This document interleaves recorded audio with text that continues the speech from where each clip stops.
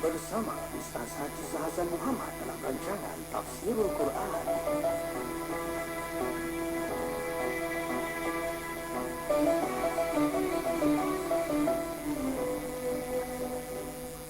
Assalamualaikum warahmatullahi wabarakatuh. Innal hamdalillah nahmaduhu wa nasta'inuhu wa nastaghfiruh wa na'udzu billahi min shururi anfusina wa min sayyiati a'malina. May yahdihillahu fala mudilla lahu wa may yudlil fala hadiya lahu. وأشهد أن لا إله إلا الله وحده لا شريك له وأشهد أن محمدا عبده ورسوله. يا أيها الذين آمنوا اتقوا الله حق تقاته ولا تموتن إلا وأنتم مسلمون. يا أيها الناس اتقوا ربكم الذي خلقكم من نفس واحدة وخلق منها زوجها وبث منهما رجالا كثيرا ونساء واتقوا الله الذي تساءلون به والأرحام إن الله كان عليكم رقيبا. يا أيها الذين آمنوا اتقوا الله وقولوا قولا سديدا يصلح لكم أعمالكم ويغفر لكم ذنوبكم ومن يطع الله ورسوله فقد فاز فوزا عظيما. أما بعد فإن أصدق الحديث كتاب الله وخير الهدي هدي محمد صلى الله عليه وسلم وشر الأمور محدثاتها وكل محدثة بدعة وكل بدعة ضلالة وكل ضلالة في النار. Saudara penabi Ustaz Mahdi Syahrudin, sebenarnya yang berkat sekalian, alhamdulillah, syukur kita kepada Allah Subhanahu wa taala, dan kita menyambung kembali kuliah tafsir di IKIMI musi ayat ke-122 daripada surah At-Taubah. Iaitu firman Allah Subhanahu wa taala, A'udzu billahi minasyaitonir rajim. Wa ma kana al-mu'minuna liyanfiru kaffah falawla nafara min kulli firqatin minhum ta'ifatun liyatafaqahu fid-din wal yunziru qaumahum idza raja'u ilaihim la'allahum yahdharun. Maksudnya, tidak sepatutnya bagi kaum mukmin itu semuanya ke medan perang. Mengapa tidak pergi dari tiap-tiap golongan itu di antara mereka beberapa orang untuk memperdalamkan pengetahuan mereka tentang agama dan untuk beri peringatan kepada kaumnya bila mereka telah kembali kepadanya, supaya mereka itu menjaga dirinya. Muslimin muslimat yang dimiliki Allah sekalian, ini merupakan satu penjelasan dari apa yang diinginkan oleh Allah Subhanahu Wa Taala ketika memerintahkan para sahabat untuk pergi berjihad bersama dengan Rasulullah SAW dalam medan Tabuk. Sebahagian daripada ulama salaf, mereka ni berpendapat bahawa setiap muslim wajib berangkat pergi ke jihad jika Rasulullah SAW pergi bersama-sama, jika perintah itu keluar dari Nabi SAW. Sebab itu kita telah pelajari dalam ayat 41 yang lalu, infiru khifafa wa thiqala. Berangkatlah kamu, berjihadlah kamu di atas perintah nafir oleh Rasulullah SAW itu dengan ringan atau berat. Ringan ada berbagai tafsiran, berat ada berbagai tafsiran yang telah kita uraikan sebelum ini. Tua, muda, sakit, sihat, kaya, miskin. Tuntutan tersebut berlaku ke atas setiap orang beriman. Dan begitu juga muslim-muslimat ini mereka kasihan. Pada ayat yang lalu, ma kana li ahli al-Madinati wa man hawlahu min al-Arabi ay yatakhallafu an Rasulillah. Tidak sepatutnya bagi penduduk Madinah dan orang-orang Arab Badui yang duduk sekitar Madinah untuk mengabaikan perintah menyertai Nabi yang salam dalam perangan itu. Boleh juga dikatakan bahawa ayat ini merupakan penjelasan, bukannya nasakh dari kehendak Allah ketika memerintahkan keberangkatan seluruh penduduk ataupun sebahagian kecil dari setiap kabilah. Ada berbagai tafsiran dikemukakan para ulama di sini. Maksudnya supaya mereka yang terlibat bersama dengan Nabi SAW mempelajari wahyu yang diturunkan oleh Allah SWT kepada Nabi SAW. Dan itu juga supaya mereka dapat memperingatkan kaum mereka bila mereka pulang nanti tentang keadaan musuh, pengalaman waktu perang. Jadi muslim-muslimat ini mulia Allah sekalian, terhimpunlah dua kebaikan dalam penyertaan mereka bersama dengan Nabi SAW, di samping dapat berjihad, dapat belajar dari Nabi SAW. Dan disebabkan jauhnya Rasulullah SAW dari perkampungan-perkampungan itu, maka penyertaan, penglibatan segelintir daripada mereka bersama dengan Nabi SAW akan menjadi sebab untuk mereka pulang kepada kaum dan mengajar mereka tentang apa yang mereka alami bersama dengan Nabi SAW. Sebab Imam Ghazali menjelaskan dalam Ihya Ulumuddin, tuntutan dalam banyak perkara berkaitan dengan agama ni hukumnya fardu kifayah. Apabila dijalankan oleh sebahagian daripada orang Islam, maka sempurnalah, tidaklah keseluruhan mereka.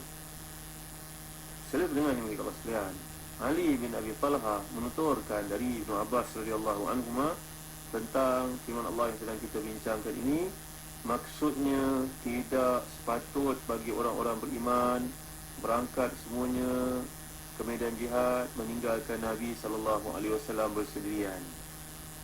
Jadi ada berbagai tafsiran di sini yang mengatakan bahawa hendaklah ada sebahagian yang tinggal bersama Nabi untuk belajar tentang Islam, dan sebahagian lain mengatakan hendaklah sebahagian daripada mereka menyertai Nabi dalam jihad di tempat-tempat yang asing, kerana dalam perjalanan itu mereka bukan sahaja dapat pahala berjihad, malahan mereka juga akan dapat belajar daripada Nabi SAW. Bahkan kita semua sedia maklum, pengetahuan tentang seseorang itu tidak akan diterima dari sudut kesaksian dalam hukum fiqah, melainkan sehinggalah dia dapat menyertai orang yang dipersaksikan itu dalam perjalanan yang mengambil kira musafir. Sayyidina Umar kata radhiyallahu anhu, apabila berlaku seorang ingin memberi persaksian kepada sahabatnya, Sayyidina Umar bertanya, kamu pernah pergi musafir dengan dia atau tidak? Kiranya kamu pernah pergi musafir dengan dia, barulah kamu dianggap memahami keadaan dirinya. Para ulama, contohnya Imam Al-Bukhari menjelaskan maksud perkataan ta'ifah bererti satu ataupun dua orang, tanpa menentukan bilangan yang sebenarnya. Walaupun ia memang ternyata kurang ataupun lebih kecil jika nak dibandingkan dengan perkataan firqah. Ini ta'ifah yang digunakan oleh Allah SWT dalam ayat yang ke-120 ini. وَمَا كَانَ الْمُؤْمِنُونَ لِيَنْفِرُوا كَافَّةً فَلَوْلَا نَفَرَ مِنْ كُلِّ فِرْقَةٍ مِنْهُمْ طَائِفَةٌ لِيَتَفَقَّهُوا فِي الدِّينِ. Lihat, Allah gunakan perkataan firqah dan Allah gunakan perkataan ta'ifah. Kalau kita belajar bahasa Arab, firqah ni muslimin-muslimat yang lebih besar daripada ta'ifah. Ta'ifah ni satu ataupun dua orang. Tapi kalau firqah, maksudnya sekelompok manusia yang berbeza dengan sekelompok yang lain. Jadi satu suku, bangsa, kabilah masing-masing dipanggil sebagai firqah dari sudut bahasa Arab. Kemudian perkataan yatafaqahu ni diambil perkataan fiqh, iaitu pengetahuan yang mendalam berkaitan dengan perkara-perkara yang tersembunyi, perkara-perkara yang susah untuk dipahami. Ia bukan setakat ilm, ia fiqh ni lebih mendalam daripada ilm. Tambahan pula bila ada perkataan tak dalam huruf, dalam kata kerja liyatafaqahu, tidak digunakan perkataan liyafqahu sini. Yatafaqahu, penamaan huruf tak mengandungi makna yang bererti kesungguhan. Dalam perkataan fiqh itu merujuk kepada ilmu yang lebih tinggi daripada ilmu kebanyakan manusia. Kemudian tambah perkataan tak merujuk kepada usaha tersebut bukanlah usaha kecil. Ia memerlukan kepada konsentrasi sampailah seorang itu menjadi pakar dalam bidang ini. Kalau bahasa Arab ni kita sebut alim, setakat ada ilmu. Tapi kalau faqih, dia ada ilmu yang mendalam dan membantunya untuk merumuskan, menyelesaikan banyak masalah yang berlaku sekelilingnya. Jadi perkataan fiqh ini bukan terbatas pada apa yang diistilahkan dalam disiplin ilmu agama sahaja. Malahan ia adalah satu pengetahuan tentang hukum agama Islam bersifat praktik yang diperoleh melalui pengalaman, mendalami dalil-dalil yang terperinci, yang mendalam. Kata ini juga mencakupi segala bentuk pengetahuan yang mendalam dimiliki oleh setiap manusia. Jadi tafaqquh dikaitkan dengan agama untuk memberitahu kita tujuan mendalami sesuatu ilmu itu adalah kerana Allah Subhanahu Wa Taala. Nampaknya mendalami satu perkara itu dengan tujuan Allah Taala untuk kebaikan Islam, maka inilah yang dikehendaki oleh Allah Subhanahu Wa Taala. Sebenarnya pembahagian di segi ilmu-ilmu agama dan ilmu umum belum lagi dikenal pasti berlaku pada zaman turunnya wahyu, turunnya Al-Quran Karim itu. Al-Quran tidak pernah membezakan ilmu. Al-Quran tidak pernah mengenal istilah ilmu agama dan ilmu umum, kerana semua ilmu ni bersumberkan Allah Subhanahu Wa Taala. Jadi yang diperkenalkan ni adalah ilmu yang diperoleh dengan usaha manusia, yang dipanggil sebagai usaha kasbi. Kasbiyun, kalau kita sebut dalam bahasa Inggeris panggil sebagai acquired knowledge. ACQUIRED, knowledge. Dan ilmu yang lain selain daripada acquired knowledge ini, ilmu kasbi, ini juga ilmu laduni yang rata-ratanya digunakan Allah Subhanahu Wa Taala kepada para nabi. Wa 'allamnahu min ladunna ilma. Telah kita uraikan dalam tafsir surah Al-Kahfi yang lalu kisah tentang Nabi Khidir dan Nabi Musa alaihi wassalam. Jadi ini menurut Allah sekalian, kita tak boleh berkata Kerana ayat ini hanya menyatakan cukup ta'ifah, yang bererti 2 orang yang menuntut berdalam ilmu, maka selebihnya harus menjadi anggota pasukan yang bertugas dalam perangan. Memang boleh jadi ketika turun ayat ini demikianlah halnya, tapi bukanlah bererti sampai waktu ini mesti kita praktikan seperti itu. Apalagi tujuan utama ayat ini adalah untuk menggambarkan bagaimana seharusnya tugas-tugas itu dibahagi-bahagikan, supaya tidaklah semua Islam konsentrik melakukan satu kerja sahaja semata-mata.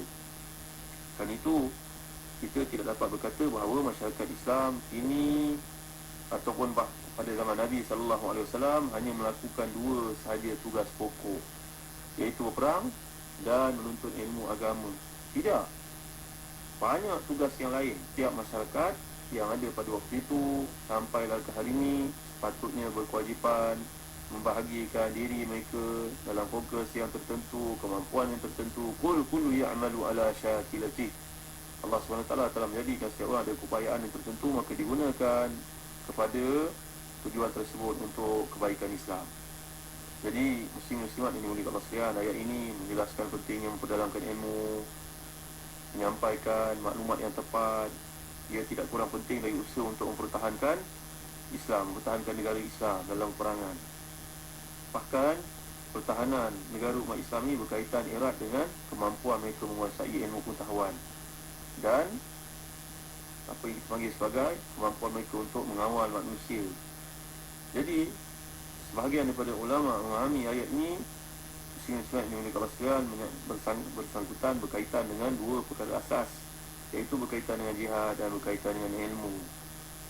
Ini juga kalau kita lihat selari dengan tuntutan ayat 120 yang Allah SWT menggunakan juga di permulaannya makana. Muslim-muslimat ini mengingat Allah sekalian, kalau kita perhatikan kata Muhammad Mutawalli Asy'arawi, penggunaan redaksi ayat ini dengan makana, ayat yang sedang kita bincangkan ni dan ayat 120 yang lalu menyatakan tidak ada kemampuan untuk penduduk Madinah meninggalkan Rasulullah SAW bersendirian di Madinah. Tidak ada juga kemampuan bagi seluruh orang-orang Islam untuk pergi berperang tanpa ada yang tinggal memperdalamkan ilmu dan menyebarkan ilmu. Tidak sepatutnya berlaku seperti itu. Kalau kemampuan sudah tidak ada, berarti mereka tidak dapat mengelak daripada perintah yang ditetapkan oleh Allah SWT itu. Sehingga mahu ataupun tidak, ia mesti dilaksanakan mengikut kehendak Allah SWT. Jadi sebab para ulama menjelaskan, memahami konteks ayat ini dengan permulaannya makana, uslub ini ia merupakan satu perintah agar melakukan satu perkara dengan bersungguh-sungguh. Muslim-muslimat ini muliakan Allah sekalian. Ada juga sebahagian ulama, contohnya Imam Ibn Jarir Tabari, beliau melihat dari pengertian yang berbeza. Kata beliau, memperdalamkan ilmu adalah anggota pasukan yang tugaskan oleh Nabi SAW.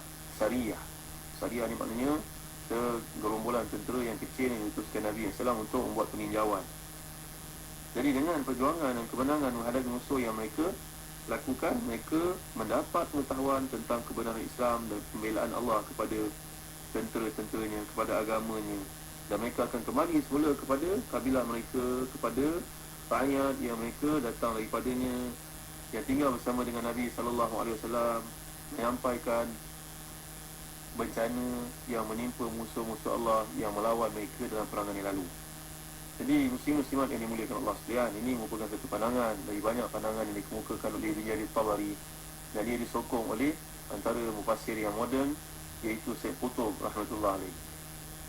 Muslim-muslimat yang dirahmati dan dikasihi Allah sekalian, Syekh Qutb Syahid menjelaskan bahawa beliau menyokong pandangan oleh Ibn Jarir Tabari ini dengan panjang lebar menguraikan, menyokong pandangan tersebut dalam analisis yang dikemukakan oleh beliau. Antara lain, Syekh Qutb menjelaskan bahawa tersilaplah sesiapa yang menduga bahawa orang yang tidak pergi perang, tidak pergi berjihad, mereka ni memberikan alasan tidak mahu turut serta kerana nak memperdalamkan ilmu pengetahuan. Ia tidak selari dengan kehendak Islam. Kerana Islam ni satu yang bersifat dinamik. Jadi dinamika Islam ini, dinamiknya Islam, dia perlu kepada pengalaman, bukan saja setakat teori, dia perlu pada amali. Jadi amali terhadap ilmu ni adalah penyertaan mereka dalam jihad. penglibatan mereka dalam jihad. Tanpanya ilmu tersebut akan segera beku. Ini adalah pandangan Syekh Qutb, dan Syekh Qutb ni kita tidak dapat nafikan merupakan seorang yang bersifat haraki, cara pemikirannya, cara bertindaknya. InsyaAllah kita akan lihat pandangan ni, pros dan cons ni dalam kuliah akan datang. Allahu a'lam. Wa sallallahu ala sayyidina Muhammad wa ala alihi wa sahbihi wa baraka wa sallam. Walhamdulillahi rabbil alamin. Wa barakallahu fikum. Wassalamualaikum warahmatullahi wabarakatuh.